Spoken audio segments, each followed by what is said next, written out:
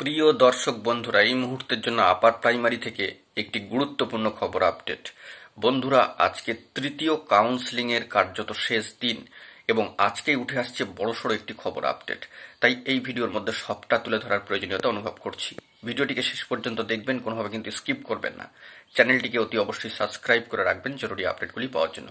চলুন আমরা মূল টপিকে ফোকাস করি। বন্ধুরা, এই মুহূর্তে দাঁড়িয়ে আপার প্রাইমারি থেকে বড়সড় খবর আপডেট একেবারে থার্ড কাউন্সেলিং শেষের দিনের প্রাক মুহূর্তে দাঁড়িয়ে।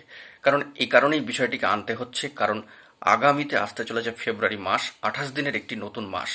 এবং ইতিমধ্যেই all Bengal upper primary teachers অ্যাসোসিয়েশনের গুরুত্বপূর্ণ একটি ঘোষণা কিন্তু রয়েছে, বলা যেতে পারে একটা বার্তা রয়েছে যে ফেব্রুয়ারি 28 তারিখের মধ্যে অনেক প্রার্থীরাই কিন্তু স্কুল জয়েন করে ফেলবেন, যার যেখানে যা সমস্যা রয়েছে। তো সেই দিক থেকে দাঁড়িয়ে পাখির চোখ কিন্তু হতে চলেছে এই ফেব্রুয়ারি মাস।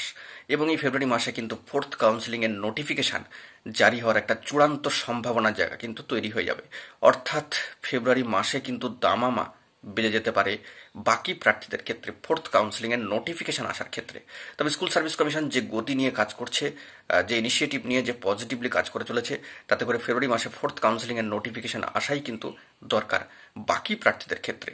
অর্থাৎ মার্চ মাসের মধ্যেই যাবতীয় প্রসেস একেবারে কমপ্লিটের পথে পূর্ণাঙ্গ সম্ভাবনা কিন্তু তৈরি হতে চলেছে, সেরকমই সম্ভাবনার খবর আপডেট উঠে আসছে।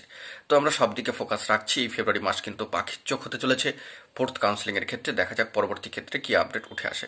এখন এটুকুই, সকলে ভালো থাকবেন, চ্যানেলটিকে সাবস্ক্রাইব করে রাখবেন জরুরি আপডেটগুলি পাওয়ার জন্য। ধন্যবাদ।